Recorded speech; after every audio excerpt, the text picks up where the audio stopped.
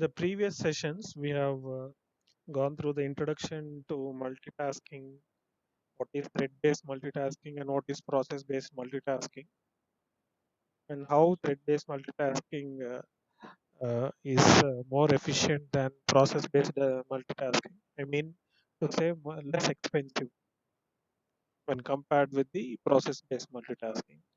And we also discussed that Java will be implementing thread-based multitasking instead of process-based multitasking. In this session, we are going to see uh, the API or the predefined classes or predefined class. There is only one class and one interface. So we are going to see how these class and interface will be useful in creating multi-threaded programs. So far, all the programs that we have seen in Java programming are all single-threaded programs. That means there is only one path of execution in your program. There will not be multiple paths of execution in your program. But using this multi-threading concept, we can write programs or we can implement programs which will have multiple paths of execution, and each path of execution is nothing but a separate thread. It is nothing but a separate thread. So how these separate threads will be executed concurrently, as we discussed what is concurrency and how concurrent program execution happens earlier. So we'll not be seeing how that is going to happen internally because Java is object-oriented programming. One of its features is data abstraction or simply abstraction. So the innermost details will be hidden, and you will be able to see only the program displaying multiple outputs from multiple threads. Right now, uh, let us first see how a single-threaded program works and how you can obtain the information related to a thread in your program. Whenever you run a normal Java program, automatically one thread. There is only one thread till now in all our programs that we have seen so far. So that thread is called as the main thread, and the main thread starts execution automatically when you run your Java program. So the main method which starts execution is nothing but it is nothing constituting the main thread. It is nothing but the actual main thread. From this main thread, we can create more other threads in our program and start executing those threads concurrently along with this main thread. So you can switch between main thread and the other threads that we create. So actually, if we create one thread from another thread, we call the thread which is creating other threads as the parent thread, and the newly created thread as the child thread. Okay, so one thread can create another thread. So what is the thread that is going to automatically start executing or start running in your Java program when you run your Java program? That is nothing but the main thread. So this main thread will form the parent thread, because from this thread only we are going to create other threads. So what are the other threads that we create, we can give a name for those threads. It is up to the programmer what name he wants to give to that thread. He can give that name, right? So that other threads that we are going to create are called as the child threads.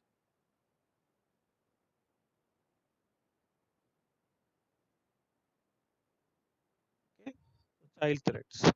So first, let us see.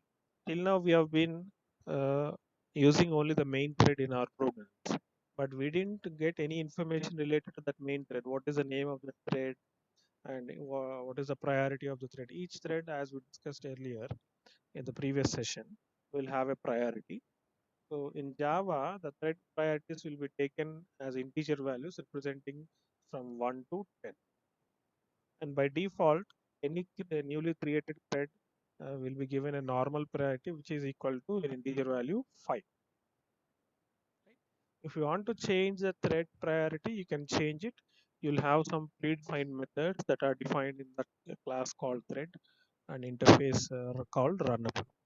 So we are going to see about we are going to see and understand about some of the methods defined in both this class thread and interface runnable.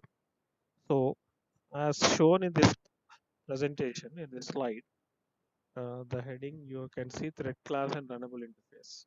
So we are good. These are all these both are predefined class and interface, thread and runnable interface, right?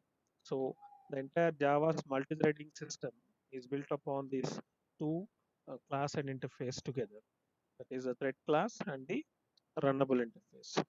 So always strictly the predefined classes in Java follow the naming convention. So always the names of the classes will begin with capital letter. And if there are multiple words in that name of the class or interface, then each word will begin with a capital letter. Okay. So as such, so Java's multi-threading is based on one class called thread and another one called that is nothing but the interface called runnable.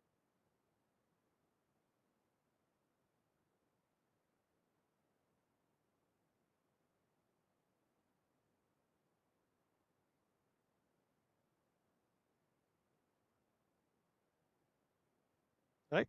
So these two we need to know about these two together, that is thread and runnable interface. So both these are defined in a package called lang package. So where are they defined? They are defined in java.lang package,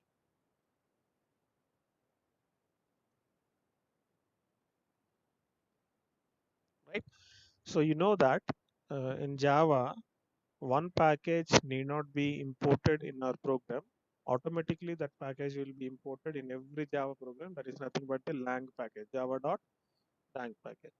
So we need not write exclusively any import statement for this java.lang package as we have done it for the scanner class, which is defined in util package. So whenever we want to use a scanner object in our Java program, we were importing that class or the entire package in our program by writing statement at the beginning, import java.util.star or import java.util.scanner, right? Like that, you need not write the statement import java.lang in your program because this lang package is one of the core packages in Java that will be automatically imported into every Java program. You need not import it explicitly. Automatically it will be available. So because this thread class and runnable interface both are defined in this package java.lang, we need not write that import statement in our Java programs. Okay. So So let us go into the details of this thread class. So these are the methods, some of the methods defined in the thread class. So what are the methods? The method names are mentioned in the table in the first column, and the meaning and purpose of the method is mentioned in the second column, just opposite to that one. So if you are able to see the first one, a method called getName, and you are able to see the getName method, it follows the Java's naming convention. From now onwards, you must be very careful in using these method names because till now, whatever methods or classes that you have created in your program, they are all user defined. That means you are defining them. So it is up to you whether you follow the Java's naming convention or not. Even if you don't follow the convention, that will be okay. Your program will be compiled and executed. But from now onwards, because you're going to use predefined classes, methods, and interfaces, all these predefined classes will definitely follow the Java's naming convention. Right? So, what is the naming convention for class? Every class, if it has multiple words in it, it will all the words in that class name will have the first letter as uppercase letter. Say thread is the name of the class. How many words are there in this thread? There is only one word. So the first word, there is only one word, and that word will begin with the capital letter T. If there is one more word for this class here, for example, say thread demo. Thread is one word and demo is another word. So T must be capital in thread and D must be capital in demo. So in that way, the naming convention is for class, and it is the same for even interfaces also. Interfaces also will follow the same naming convention that we follow for classes. There is no change in any change in the convention that we follow for naming interfaces. Okay, and coming to methods, method names are a bit different when compared with the naming convention that we follow for classes and interfaces. If there is only one word in the method name, then the method will be completely in small letters only. But if there are two words, the first word will be two or more words, not just two words. If there are two words or three words or four words, only the first word will be in small letters, and the remaining all words will begin with a capital letter. Okay, so if you observe this get name, this must be actually uh, having parentheses open and closed like this, but I didn't use them because there is some space complexity there, so that's why I didn't use that one. But the name of the method is get name. If you are able to observe, there are two words in this method name. First one is get and second one is name, right? So the first word get is in small letters and the second word name is beginning with capital letter N. So that is the convention for uh, a method, even for a variable also. If there is an instance variable, predefined instance variable defined in that class, even that also will follow the same convention. The first word will be in say small letters, and the remaining words will begin with a capital. Okay. Similarly, you observe all the methods: get priority, is alive, join, run, sleep, start. So all these are methods. Some of the important methods that we will be using. There are some other methods also, but we can develop and run programs using only these methods. Okay. So if you observe get priority, it has two words. The first word get is in lowercase letters, and the second word priority is beginning with the capital letter P. And similarly, is alive method. The first word is and second word is alive. Is in small letters completely, and alive is beginning with capital letter A. And coming to the next method, join, because it doesn't have multiple words, it has only one word. All the letters in that word are in small letters. Even run, sleep, and start also. All these are single word names. So if there is only single word, all the letters will be in small letters only. If there are multiple words, then the first word will be in small letters and the remaining words will begin with the capital letter. Right? So now that you understood the convention for naming methods, and that convention is strictly followed in all the predefined classes. Right? So if you want to use this method, if you want to call this get name method, you must have an object of class thread. Only when you create a thread class object, then only you can call this get name method. You need not define this get name method definition, get priority. They are already defined. They are predefined, right?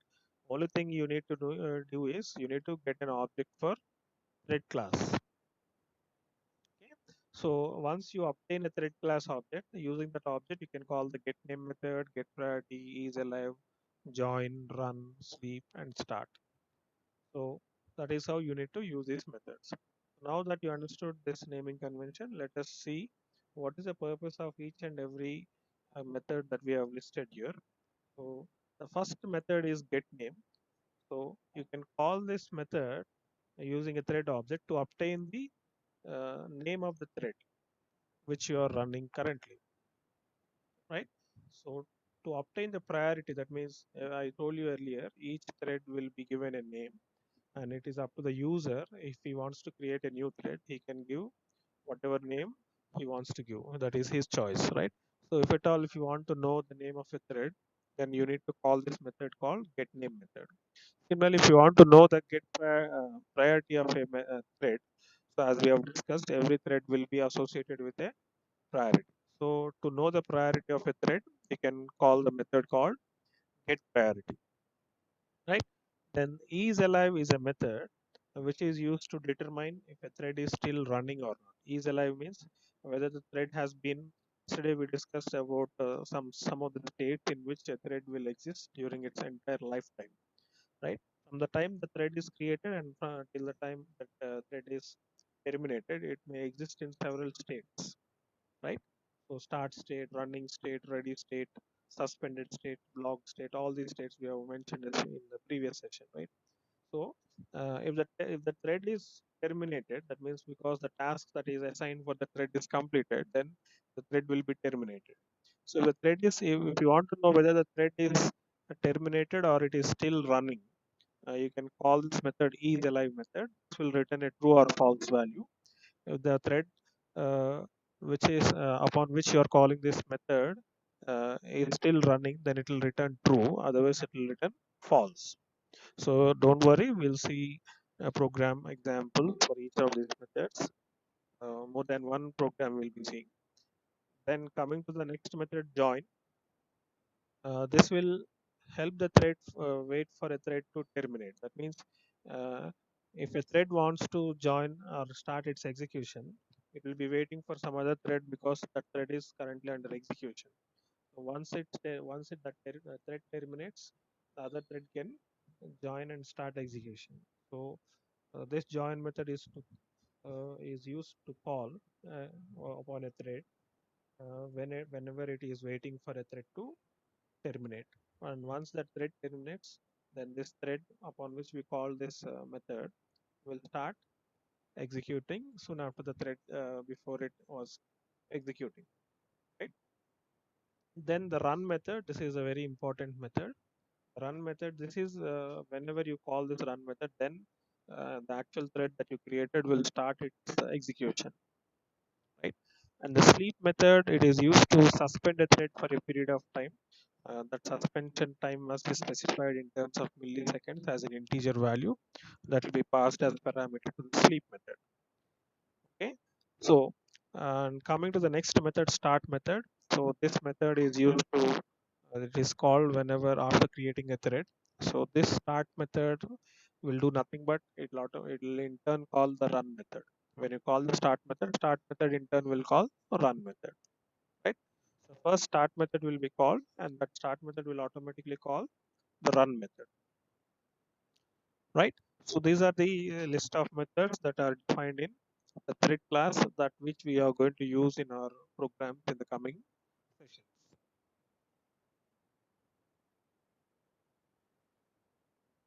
So coming to the main thread, earlier I told you that whenever you start running your Java program, till now whatever programs we have seen, automatically one thread starts executing on its own, and that thread is nothing but called the main thread. Right? So that is what mentioned here in the first point. When a Java program starts up, one thread begins running immediately and automatically. And that is nothing but the main thread. This is usually called the main thread of your program because it is the one that is executed when your program begins. And the main thread is important for two reasons. The first reason is it is the thread from which the other child threads will be spawned. So as I discussed earlier uh, in this notepad, main thread is called as the parent thread, and other threads that are created from it are called as child threads. Right? So it is a main thread from which other child threads will be spawned. Spawned means generated, created. Okay. And second reason for which the main thread is important is it must be the last thread to finish execution because it performs various shutdown actions. Because the main thread is the parent thread, it must be terminated last. Otherwise, what will happen is, as per the rule, if the main thread is terminated first, all the child threads that are generated from the main thread will be automatically terminated, even though they didn't complete their task.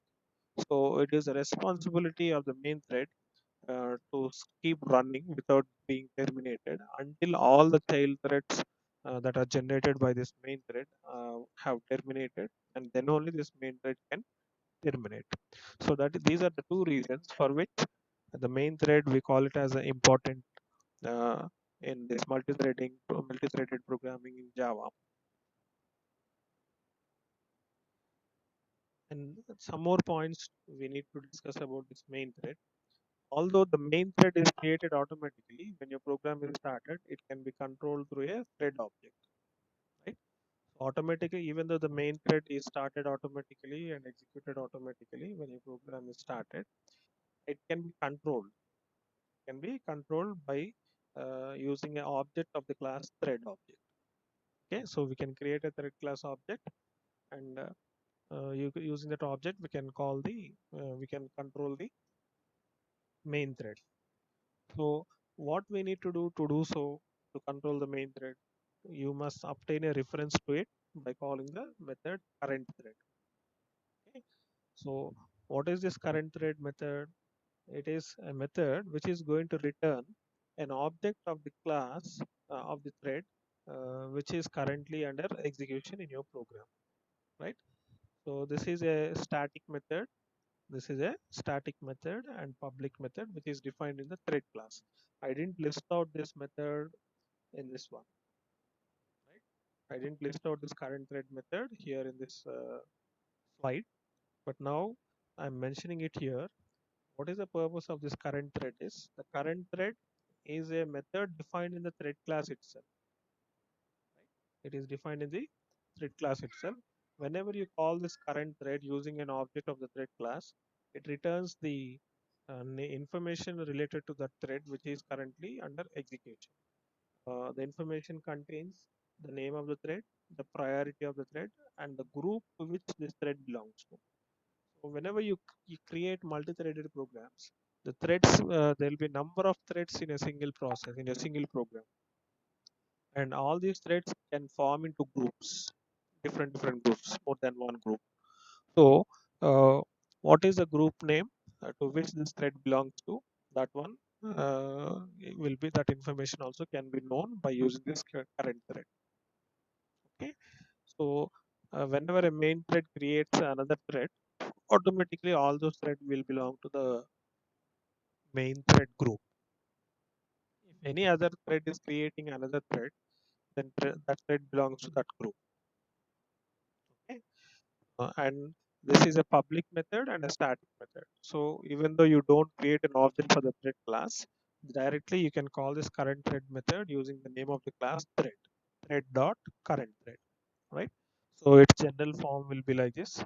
It is a static method, and the return type of the method is thread. That means it is going to return an object. So we know in Java, a method can return an object. It can also return an object. So the return type of a method can be a name of a class. So what does it mean? It means that this method, when it is called, it is going to return an object of the class thread. Okay. Now that we have listed these methods and we have theoretically understood the uh, main thread, let us go into the practical part. But before going into that, one more thing I need to explain you. We are saying that in our program we are going to create multiple threads. Now, till now there was only one thread, right? But how is that thread represented in your Java program? A thread is represented using an object of the class thread class. Okay, so each thread is represented by an object of the class thread. So you can create as many thread objects as you want. So whenever you create a new thread object, it is automatically going to create a new object. Even the main thread is also represented by using an object of the thread class. So if you want to obtain the main object representing the main thread in your program, you need to call the current thread method, because that is the current thread method is going to return the name of the thread and the group to which the thread belongs to and the priority of the thread with the hell by representing it in the form of an object of the class thread, right? So each thread that you're going to create is nothing but a object of the class thread. Even the main thread is also an object of the class thread, right? So this one point, it is very important. So this is very important point. Each thread that is created in your program,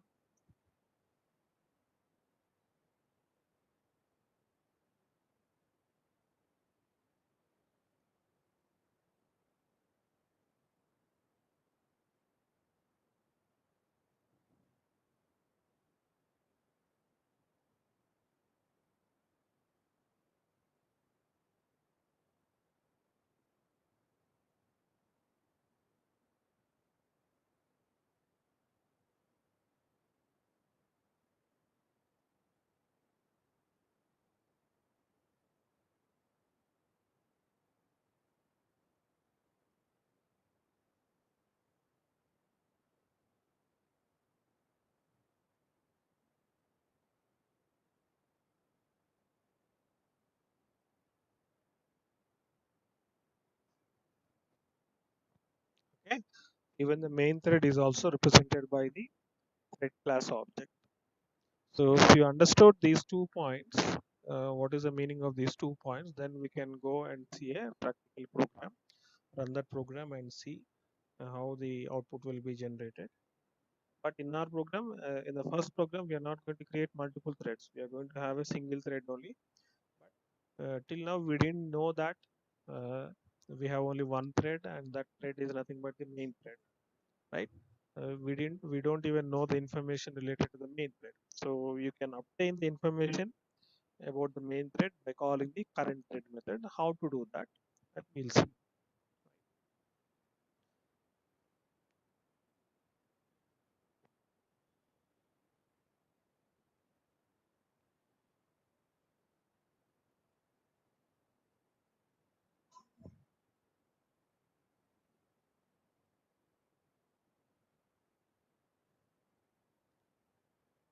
So as we discussed, we can control the main thread, right? So this is a program which will uh, control the main thread.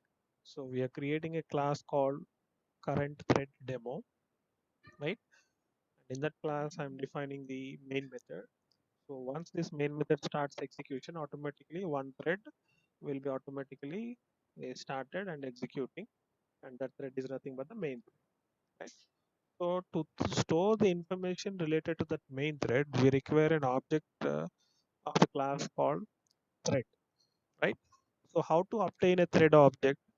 When you call the current thread method, so just before we have seen the current thread method. So what is this current thread method return type? It is going to return an object of type thread class, right?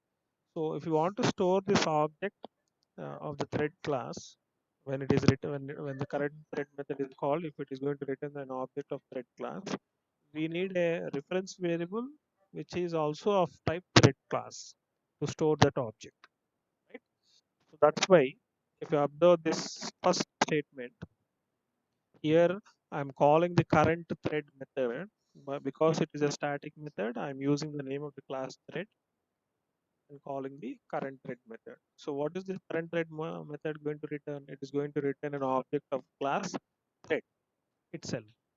So on the left hand side of the equal to operator, we need to have a reference variable of type thread class itself. So then only we can store the object that is returned by the current thread, this reference variable t. Now once the statement is executed, this t will become an object of thread class, and this t will be representing the current thread which is under execution. Okay. So what is the current thread? There are no other threads we have created here in our program. We have not created any threads so far, right? We are only obtaining the information related to the current thread. So that can be obtained by calling the current thread, and the current thread method will be returning an object representing the currently under execution thread. So what is the currently under execution thread? Because we are inside the main method, it is nothing but the main thread, right? So now what is this object T containing? It is going to contain information related to the main thread, its name, its priority, and its thread group, right? So we have listed some methods to get the name of a thread and to obtain the information to obtain the priority of the thread. We have listed two methods: get name method and get priority method, right? So we can use these two methods now to get the information about the main thread, right? So in the next statement, what I am doing is system dot out using system dot out dot println. I am displaying a message current thread, and then concatenated with this, I am concatenating the value returned by the t dot get name. So because t is now representing the main thread, when you call the get name method, so what is it going to return? It is going to return string value, which is nothing but the name of the thread. So what is the name of the thread? Main thread, right? Right. So once you obtain this main thread name, if you want to modify that method name, that is the thread name, you have another method called set name method. You have another method called set name method. So using the same object t, if you call this set name method, That is also a predefined method defined in the thread class, right? So I can call the set name method now. So when you call the set name method, you need to pass one string parameter, and that string parameter is nothing but the name of the thread that you want to give newly to that thread. So the existing name is the main thread, right? So now I want to modify that name of the main thread to something else. So what I have to do, I have to call the set name method. So when you call the set name method, the set name method will receive one parameter, and that is of string type. That's why whatever name you want to give, that is you want to modify from existing to a new thread, give that new name in the form of a string in double quotes. So I want to change the main thread name to my thread, right? So before it was main, now it will become my thread. So give that my thread in the form of a string in double quotes as a parameter to the set name method. So now the set name method, what is it going to do? It is going to change the name of the thread from main to my thread. Then after that, if you want to check whether it is modified or not, again use the system.out.println, and I'm displaying a message after name change, and then again I'm calling the get name method. This get name method will return the modified name, that is my thread. Okay, so the first few lines, what we are doing here is we are obtaining the current thread object by calling the current thread method using the thread class name. Because it is a static method, I'm directly calling the current thread method without any object by using its class name, right? Then what is this current thread going to return? It is going to return an object of type thread class. And what is that what is that object going to contain? It is going to contain information related to the current thread which is under execution at this point of time, right? So now once you obtain that object, using that object you can call that methods get name, set name, and several other methods, start method, run method, sleep method. There are all some methods we have listed in the slide, right? So you can call any of those methods as per your requirement. Now I want, my requirement is I want to know the name of the current thread. So what I have to do, I have to call the get name method using that object T, right? Because my current thread is represented now by object T. So I'll use a T dot get name and display the current thread name, whatever it is. Then after that, I'm changing the name of that thread from the existing name to a new name called my thread by calling the set name method using the same object T. Then after that, after modifying it, again I'm displaying the modified name. Right? So till here it is okay. Then uh,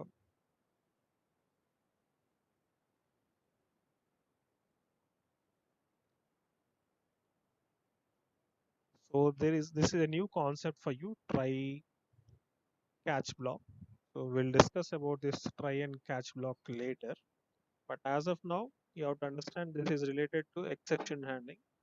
Uh, Even without using try block also we can do that. But let me explain you what is this inside this try block. This is only to, this try block is used for handling any errors that occur in your program. So we need to deal that try exception handling concept separately, right? So we'll deal it after this in between some time. After I complete this program tomorrow or day after tomorrow, I'll briefly introduce exception handling concept and then come back to this program, because we cannot deal the complete exception handling as of now. We'll deal that in the next session somewhere separately, exclusively. But in our program, we'll be using this try and catch block, which is related to exception handling mechanism. So I'll be giving you brief introduction about this try and catch block. But for now, ignore the try block and this catch block. So this is a catch block. This is the try block. Okay. Uh, so look at the for loop. In the for loop, what I'm doing is I'm creating a loop control variable n, initializing it with 5, and the condition I'm giving as n greater than 0. So this loop will repeat, and n minus minus 1 is the increment or decremented value. So loop will begin with n value as 5, and it keeps on decrementing the value of 5 by 1 and each time it is decremented, it will check whether that decremented value is greater than 0 or not. If it is greater than 0, then it will continue with the next iteration, otherwise it will come out of the loop, right? So how many times totally this loop will iterate? 5 times, from 5 to 1. Initially it will take value 5, then it will take 4, in the next iteration 3, then 2, and then 1. And once it becomes 0, the condition and greater than 0 will become false, so you'll come out of the loop, right? So what I'm doing in this loop is, in the each iteration I'm displaying the value of n. So the first iteration, the n value will be 5, and 5 will be displayed. Then after that, what you're doing is you're calling the sleep method. So we have listed the sleep method also, which is one of the methods defined in the thread class, right? We have displayed them in the slide. So what is the sleep method used for? It is used to suspend the execution of the current thread, uh, for some time. And what is how much time you want to suspend? That time you need to mention in the form of milliseconds as an integer value, as a parameter to this sleep method. So if I give 1000 here, it means it is going to suspend this current main thread, for how much time? 1000 milliseconds. Then after 1000 milliseconds, again it starts executing it will continue executing the main thread, right? So when I'm suspending it after every iteration, so after displaying value 5, I'm suspending the thread for how much time? 1000 milliseconds. Then again second iteration will begin, and value will be 4, and it will display the value 4, and again after that it will be suspended for 1000 milliseconds, right? So again next iteration, and value will be 3, the value 3 will be displayed, and it will be again suspended for 1000 milliseconds. Once again 2, after 2 also suspended for 1000 milliseconds. That means after every value is printed on the screen, the thread will be suspended for 1000 milliseconds. You will notice the delay in the output of your program when you execute this program. I'll show it by executing it, right? uh, so how many times this will be iterated? 5 times. 5 printed, 5 value will be printed, and 1000 milliseconds, uh, it will be suspended. Again it will start, resuming, and then it will display 4, and again it will be suspended for 1000 milliseconds. Then again resume, and it will print 3, suspended for 10,000 milliseconds, and then again resume. Then print 2, and again get suspended for 1000 milliseconds. Then again resume, print 1, and then again suspend for 1000 milliseconds, and resume. This time n value will become 0. 0 greater than 0 is false, so you'll come out of the loop. So if you come out of the loop, no more sleep method will be called, so your thread will not be suspended for any more, right? So this catch block will be executed only if an exception occurs in this try block, right? So if any exception occurs, exception is nothing but a runtime error. So if any runtime error occurs, normally your Java program gets terminated without giving any proper output. The program will not be continued with its execution with the rest of the instructions which are there after the line in which error occurred. But to avoid that and continue with the execution of the program, we'll use a concept called exception handling. So for that, we'll use this try and catch block. Whichever piece of code you suspect that it is going to generate an exception or a runtime error, we put that piece of code inside this try block. And if at all, if an exception is generated, then that exception will be handled by this catch block, right? So for our convenience, let us ignore this try catch blocks, and no error will occur in this inside this try block. So as a result, the catch block also will not be executed. So completely the output effect of the program will be like, we'll be printing values, integer values starting from 5 till 1. Each time you print a new value, the thread will be suspended for 1000 milliseconds, right? So 1000 milliseconds make 1 second, right? 1 second is equal to 1000 milliseconds. So when you give 1000, the sleep method will receive this 1000 in terms of milliseconds. It will not consider them as seconds. 1000 seconds will be a very large time, right? So we'll give in terms of milliseconds for the sleep method. The computer will operate in terms of milliseconds and nanoseconds, not in terms of seconds, right? Uh, So let me now execute this program and show you the effect of this program.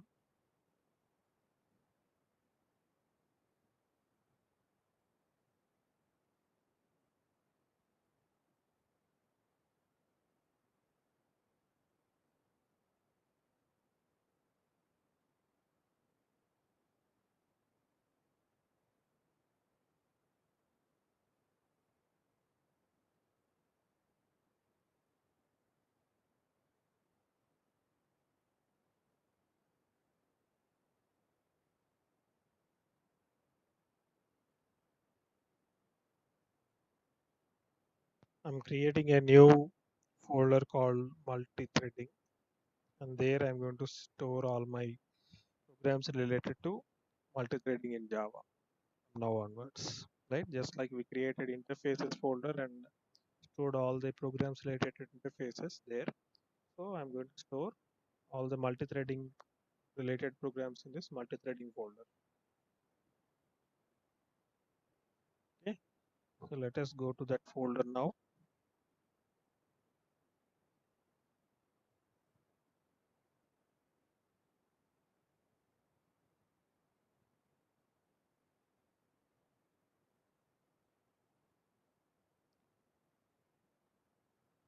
So what is the file name?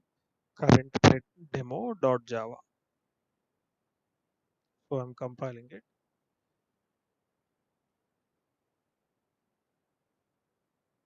Right, so it is successfully compiled. So now let's see in Java, we have created multi-threading folder and save this program current thread demo.java, and class file is generated after compilation. Right. So now let us run the program.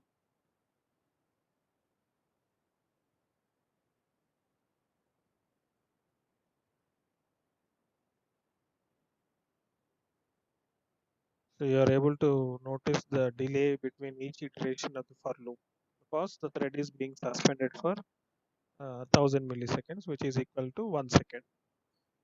So before that, we were displaying the information about the main thread. What is the current thread name? We have called the get name uh, method using the thread object key. So what is the name of the thread? Main thread. But after that, using the set name method, we have changed the name of the method to my thread. So after name change, the name of the thread is displayed as my thread.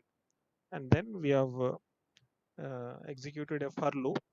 The for loop is displaying values from 5 to 1, and after displaying each value, it is being suspended for 1000 milliseconds. That is nothing but 1 second. So once again, I'll run this program and show you the delay. See,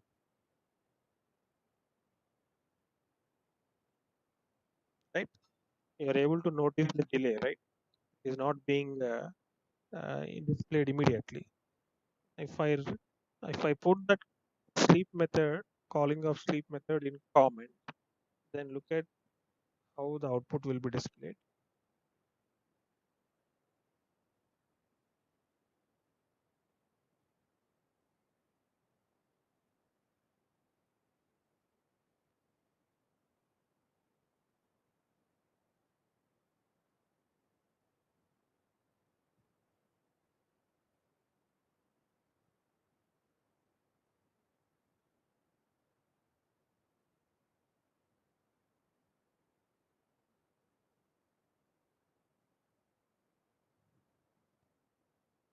No, there is no delay in displaying the five values, 5 4 3 2 1. Immediately they will displayed. Soon after you run the program, you'll get the output immediately. So once again you observe. See. But earlier when we called the sleep method, how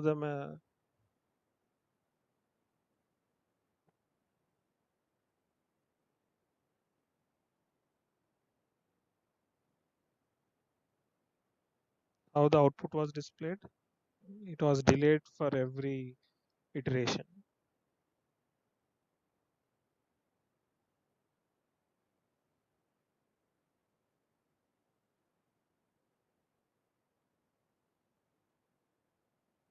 Right? So this is how the main thread will be uh, we are controlling the main thread. Actually, we are not creating any new thread here, but we are just controlling the main thread. So till now we have not done that. We didn't get any such requirement in our program, so we didn't do that, right?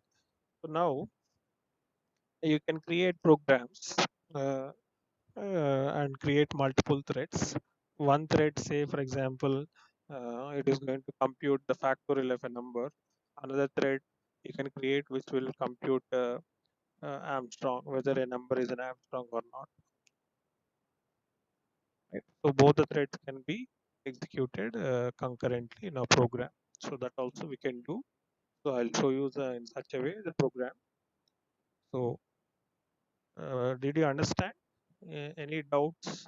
You can ask any queries. You can ask now. If we keep 2000 milliseconds, it's going to take much longer. Yeah, definitely.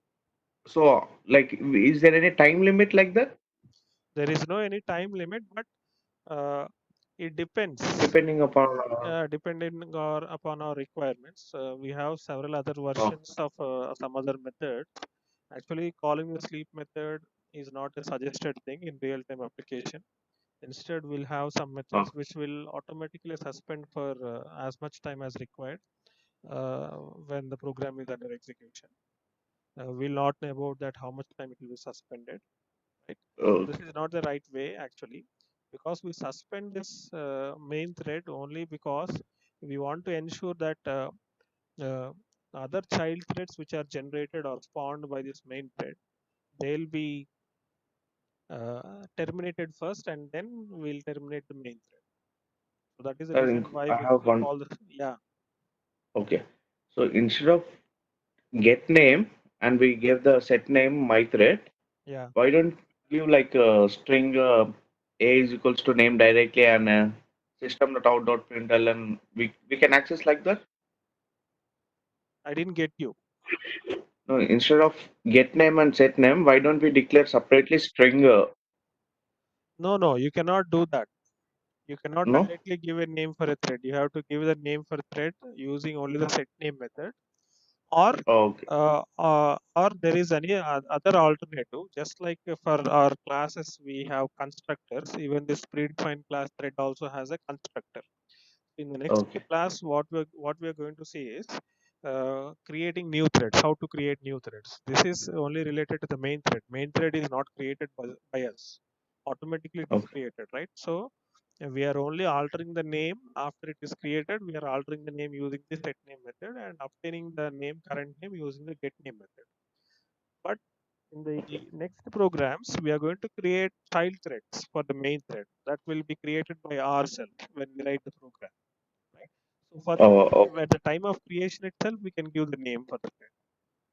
Okay. So that constructor of the thread class will have one parameter, and that parameter will be a string parameter. There you can directly give the name of the thread. Instead of set name method, you can directly give the name to that thread at the time of creation of the thread in your program. So that we'll see in the next session. Don't worry. So apart from this, any other doubt, any other No, queries? no, no, sir.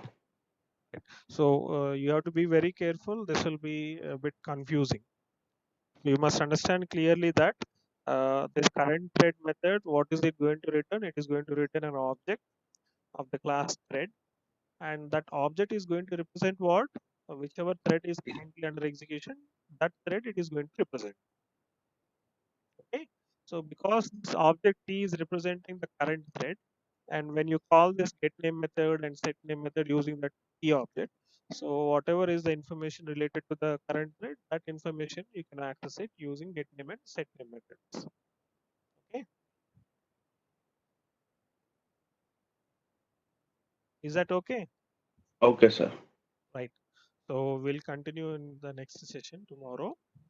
Tomorrow Okay. we'll see how to create our own thread. We didn't create our own thread yet today. We have just controlled the main thread, which is automatically created in every Java program. That's it.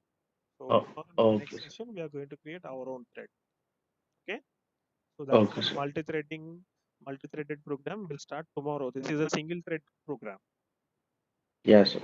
right? So the multi-threaded program we'll see tomorrow. Sir, once come down to the program, it's a Yeah, kindergarten program. yeah. In before compiling it, you remove Yeah. interrupted. So this is related to exception handling. We didn't cover this exception handling yet, right? Oh, okay, try That's and why, catch. Okay, okay, yeah. So that's why okay, I didn't tell anything related to this one.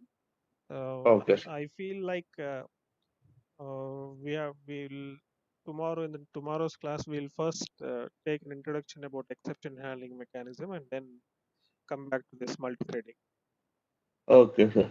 right? So that you'll not have any confusion in this try and catch blocks. Okay, Just introduction I'll give you so that you'll understand what is this actually try block and catch block. okay, sir. Then we'll come back to this multi-threading and continue complete the multi-threading and then go for actual exception handling.